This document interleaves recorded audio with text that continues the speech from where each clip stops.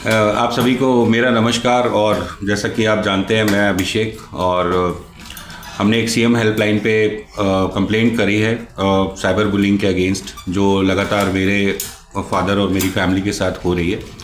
तो आज भी हमने स्टेटस उसका देखा। आज 8वां दिन है और स्टेटस अभी वेटिंग में ही है, और आशा करते हैं कि जल्दी हमारी बात सुनी जाएगी और कुछ ना कुछ एक्शन उस पर होगा। हम लगातार उस पर अपनी नज़र बनाए हुए हैं और आप लोगों को भी अपडेट हम लगातार दे रहे हैं। और फिर आज जो बात करते हैं कुछ जो साइबर बुलीज़ हैं उनके बारे में, किस तरीके से वो बुली कर रहे हैं मेरी फैमिली को, और किस तरीके से निडर होकर वो वीडियो बनाते हैं, वो मैं आपको दिखाना चाहता हूँ कि किस तरीके से वो परेशान करते हैं लोगों को और फिर विक्टिम कार्ड प्ले करते हैं। तो सबसे पहले आप ये वीडियो देखिए। तो भाई ना नहा पा रहे हैं, ना धो पा रहे हैं, कुछ कर नहीं पा रहे हैं, क्योंकि सुबह होती है जो हमारी, वो किसी ना किसी रगड़े झगड़े को लेकर के होती है। आज का मुद्दा क्या है, घर के बाहर क्यों है सुबह सुबह, बढ़िया मौसम है और ये मुखबर पीछे अपना वो काम में लगी हुई है। तेसरा में ये भी बहुत बड़ी सीसीटीवी फुटेज देती है। उससे पहले साक्षी के बाप को यहाँ से फोटो खींच के भेजती थी कि किसकी गाड़ी आ रही है, कौन आ रहा है, कौन नहीं आ रहा। तो दोस्तों, आज का मुद्दा क्या रहेगा कि वो मेरा भैया अभिषेक कुमार और वो मेरी भाभी गुंजन, वो जो वहाँ बैठ के अफवाहें फैला रहे हैं झूठी झूठी, बिना किसी सबूत के, बिना किसी आधार पे। और ये इसके नाम से एक नामजद एप्लीकेशन हुआ, क्योंकि ये लोग क्या कर रहे हैं, फेक आईडी बना के उस पर कमेंट कर रहे हैं, लूली लूला मुझे लिख रहे हैं, साक्षी को लिख रहे हैं। मतलब क्या बोलते हैं उसको, फर्जी कमेंट, आपत्तिजनक कमेंट, जिससे हमें दिमाग खराब है। और अगर तुम्हें लिखना है अपनी रियल आईडी, तो भाई साहब कह रहे हैं कि भाई फर्जी कमेंट, आपत्तिजनक कमेंट, इस तरीके के कमेंट ये करते हैं। लेकिन आपने देखा कि ये कंटेंट अभी भी लाइव है, इंस्टाग्राम पे लाइव है ये कंटेंट, और ये वीडियो लगातार देखी जा रही है। और इनके जो फॉलोअर्स हैं, सब्सक्राइबर्स हैं, वो लाइक भी करें, मतलब करीब 600 लाइक हैं इस वीडियो पे। तो मतलब करीब 10 से 12 हज़ार लोग, 15 हज़ार लोग देख चुके होंगे कि कैसे ये बदतमीज़ी दिखा रहे हैं और कैसे ये धमका रहे हैं, किस तरीके से ये धमकाते हैं लोगों को। ठीक है। और जब कोई बात हम लोग करते हैं तो भाई इनका ये विक्टिम कार्ड आ जाता है। और जो फेक फेमिनिज्म वाली बात मैं आप लोगों से लगातार कह रहा हूँ कि एक फेक फेमिनिज्म का एजेंडा ये लोग चलाते हैं कि भाई हम तो लड़कियों की आवाज़ बने हुए हैं और ये है, इस तरीके से हम करते हैं। तो जिनकी ये बात कर रहे थे ना, ये हमारे पड़ोसी हैं। ठीक है। और सबसे पहले तो मैं इन लोगों से, बहुत ही अच्छा परिवार है और इन लोगों से मैं माफ़ी मांगना चाहता हूँ कि इस तरीके की बदतमीज़ी ये लोग आपके साथ कर रहे हैं। और ये भी बताना चाहता हूँ कि हमारे संबंध इन लोगों से क्यों इतने अच्छे हैं। जैसा कि मैंने आपको बताया था अपनी पिछली वीडियो में कि मेरे दादा और दादी दोनों सीनियर सिटीज़न हैं। ठीक है। और पापा मोस्टली ट्रैवल पे रहते हैं और लगातार मतलब 2-2, 3-3 दिन वो थोड़ा सा घर से बाहर रहते हैं, और समाज सेवा का कार्य होता है या कहीं उनकी मीटिंग वगैरह चलती रहती है, तो अपना काम होता है, तो पापा लगातार घर से बाहर रहते हैं। तो ये दोनों मतलब हर इमरजेंसी में हमारे परिवार के साथ खड़े रहते हैं, और यही बात इनको बुरी लगती है। 2 बार मेरे बाबा बाथरूम में गिरे। ठीक है।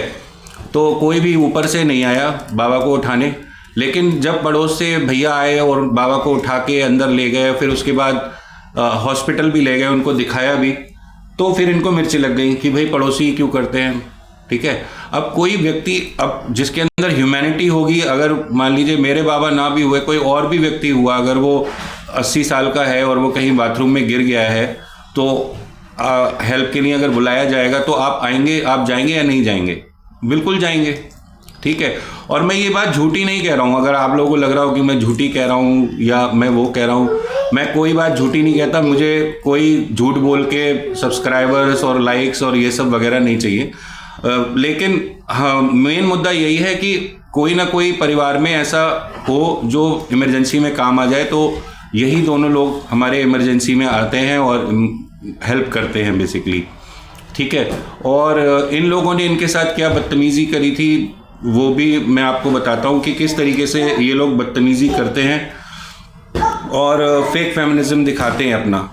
ये मैं एक होली की वीडियो दिखा रहा हूँ, पुरानी वीडियो है, होली की वीडियो आप देखिए कि किस तरीके से मेरी बहनें और बराबर वाली जो भाभी है हमारी, वो ये लोग होली खेल रहे हैं और किस तरीके से ये दोनों यूट्यूबर्स अपना कंटेंट इकट्ठा कर रहे हैं। ये देखिए, ये यहाँ पर जीने में खड़े होकर दोनों यूट्यूबर्स वीडियो बना रहे हैं और मेरी बहनें, बराबर वाली भाभी और शायद मेरी वाइफ नहीं थी उस समय, वो शायद अपने मैके गई हुई थी होली खेलने, मैं भी वहीं पे था। तो इन लोगों ने इस तरीके की हरकत करी और आप देख सकते हैं कि कितने इत्मीनान से ये वीडियो बनाई जा रही है। मैं थोड़ा जूम करके दिखाना चाहूँगा कि कितने इत्मीनान से वीडियो बना रहे हैं और ये देखिए कितने इत्मीनान से वीडियो बन रही है। ये हमारे भाई साहब खड़े हुए हैं और इनके ऊपर ये आराम से, देखिए आराम से वीडियो बन रही है और पीछे सुरक्षा गार्ड भी खड़ा हुआ है। बिल्कुल पुलिस की निगरानी में वीडियो बन रही है यूट्यूब और सोशल मीडिया के लिए कि भाई हमारे घर में होली कैसे मनाई जाती है। तो ये इनके हाल हैं। इस तरीके से ये लोग हैरास करते हैं। और दूसरी बात ये है कि अब लोग कहेंगे भाई आप कंप्लेंट क्यों नहीं करते हैं या पुलिस क्यों नहीं बुलाते हैं। देखिए, होली का माहौल हो, दीपावली का माहौल हो या कोई माहौल नहीं भी हो, कोई भी व्यक्ति कभी ये नहीं चाहता कि मेरे घर पे पुलिस आए, ठीक है। कोई भी व्यक्ति ये नहीं चाहता कि मेरे घर पे पुलिस आए। तो हम लोग बहुत अवॉइड करते हैं। पिछले 7 सालों में एक बार शायद मेरी बहन ने 112 पे कॉल किया है और एक बार शायद मेरे पापा ने 112 पे कॉल किया है, ठीक है। और इन 7 सालों में लगभग 700 बार इन लोगों ने 112 पे कॉल किया होगा। अगर कोई ऐसा डेटा निकाला जाए, कोई RTI फाइल करी जाए कि भाई इस नंबर से कितनी बार 112 बुलाई गई, तो मैं गारंटी से कह सकता हूं कि 500 से ज़्यादा बार कॉल की गई होगी 112 पे। तो इस तरीके की ये लोग चीज़ें करते हैं क्योंकि 112 का जो प्रॉपर यूटिलाइजेशन है वो इनको आता है, ठीक है ना। जो पानी का और लाइट का, ये जो बिजली का बिल नहीं भरना, फिर वो लाइट नहीं आएगी तो लाइट का रगड़ा, और लाइट नहीं होगी तो समर्सिबल नहीं चलेगा तो पानी का रगड़ा, तो उसमें भी 112 आती है। तो फिर ये नीचे कटिया डाल के हमारे मीटर से अपनी बिजली जलाते हैं और फिर सबमर्सिबल चलता है, फिर पानी आता है, ये सब चीज़ें होती हैं। तो ये एक फेक फेमिनिज्म फैलाने वाले लोग हैं और इनसे इनकी इतनी नफरत हमारे पड़ोसियों से इसलिए भी है कि भाई साहब ने हमारे जो है करीब 90,000 रुपये इनसे लिए।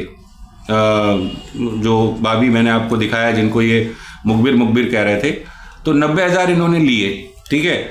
और मुझे ये आइडिया नहीं है कि उन्होंने कैश दिया या क्या दिया, किस तरीके से किस मोड में उन्होंने पेमेंट दिया। 90,000 इन्होंने कुछ कह के, कुछ रो धा के कि मेरा ये काम नहीं चल रहा है, मेरा वो नहीं हो रहा है, ऐसा नहीं हो रहा है, वैसा नहीं हो रहा है, ले लिए। और जब उन्होंने वापस मांगे तो फिर भाई वो बुरी हो गई, ठीक है। और उसके बाद फिर ये 1 से 2 हो गए तो ये हो गया कि भाई मेरी वाइफ आपको लाइक नहीं करती है, आप आसपास मत भटकना, ये मत भटकना। भाई आपकी वाइफ लाइक नहीं करती तो किसी के अगर आपने पैसे ले रखे हैं तो पैसे तो दे दो, ठीक है। और ये लोग इनका यही ट्रेंड है कि मतलब जब पैसे चाहिए होते हैं तो पैसों की बात के लिए तो मैं कल आपको दिखाऊंगा कि मैंने भी क्या किया है, मैंने कितनी हेल्प करी है, क्या चीज़ें करी है। तो ले लो पैसे और फिर जब वो पैसे मांगे तो फिर उसको गाली बको। चलिए, ये तो हो गई फेक फेमिनिज्म की बात। अब मैं इनकी मेंटालिटी की बात करता हूँ। मेंटालिटी क्या है इन लोगों की, मेंटालिटी किस तरीके की है, किस लेवल की मेंटालिटी है, आप ये देखिए। और ये चीज़ थोड़ी पर्सनल है, मेरे लिए, क्योंकि ये चीज़ मेरे दिमाग में बैठी हुई थी कि किसी ना किसी दिन मैं इस बात का जवाब इनसे ज़रूर मांगूंगा कि ऐसा क्यों किया। और आज मैं वो जवाब आप लोगों के थ्रू मांग रहा हूँ इन लोगों से। और मुझे तो इनके सब्सक्राइबर्स पे बहुत ही ज़्यादा दया आती है कि किस तरीके के सब्सक्राइबर्स हैं और किस तरीके के लोग इनको लाइक करते हैं, किस तरीके के लोग इनका कंटेंट लाइक करते हैं, जो लगातार साइबर बुलिंग कर रहे हैं लोगों की, लगातार लोगों को परेशान कर रहे हैं और फिर भी इनका कुछ नहीं हो पा रहा है। ठीक है। अब मैं वीडियो बना रहा हूँ 5-6 दिन से, मेरे ऊपर बिल्कुल बढ़िया तरीके से बहुत अच्छे तरीके से सारी कंसल्टिंग के बाद एक बढ़िया सा केस बनाने की तैयारी चल रही होगी, ठीक है। लेकिन क्योंकि अब हद हो गई है तो मैं अब तो रुकने वाला हूँ नहीं, मैं सब बातें इनकी खोलूँगा। हम लोग एक व्हाट्सएप पे स्टेटस लगाते हैं, ठीक है। तो आप लोग व्हाट्सएप पे स्टेटस लगाते होंगे कुछ खुशी का, कुछ मतलब जिससे हैप्पीनेस आए, या कोई भगवान का या किसी का। और ये मैडम का आप स्टेटस देखिए, ये करीब 7 साल, मेरी बेटी शायद 2.5-3 साल की होगी, तो 5-6 साल पहले का स्टेटस है जो इन्होंने लगाया था। और इससे इनकी मेंटालिटी देखिए, और ये मेरे लिए बहुत पर्सनल है वो, क्योंकि इससे मैं बहुत ज़्यादा हर्ट हुआ था, बहुत ज़्यादा हर्ट हुआ था। और इस स्टेटस को आप देखिए, ये स्टेटस है, ये है मेरी बहन, ठीक है, और ये है मेरी छोटी बेटी, ठीक है, बड़ी बेटी जो बड़ी हो गई है, 9 साल की हो गई है, ये मेरी बेटी है। और ये देखिए इन्होंने मेरी बेटी के चेहरे पे क्या लगाया है, ठीक है। एक तो ये चीज़ है, और नीचे देखिए इन्होंने क्या लिखा है, RIP और मेरी बहन का नाम, ठीक है, RIP मेरी बहन का नाम। चलिए कोई नहीं, आपको बहन से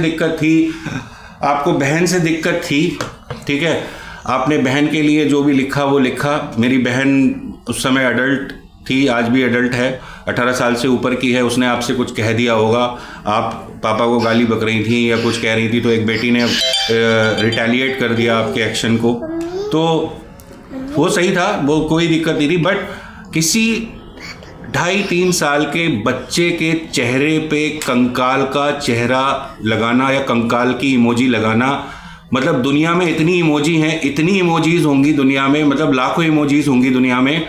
और इस लेडी को ये इतनी, मतलब किस लेवल की लेडी है ये आप लोग समझ सकते हैं। इसने मेरे बच्चे के ऊपर कंकाल का इमोजी लगाया, ठीक है, और उसके बाद ये हमसे एक्सपेक्ट करते हैं कि हम क्यों ऐसे हैं, हम क्यों पापा का साथ देते हैं, मेरी वाइफ क्यों